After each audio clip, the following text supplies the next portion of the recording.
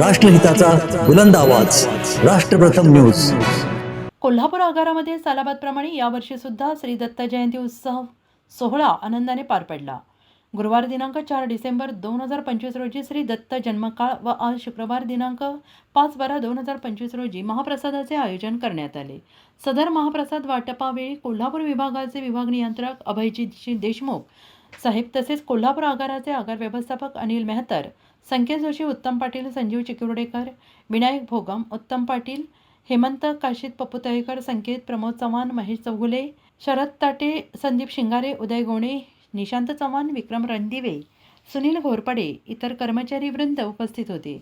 यावर्षीचा महाप्रसाद श्री सर्वणन पांडियन आणि श्री दीपक घरगे कुटुंबियांतर्फे देण्यात आला होता।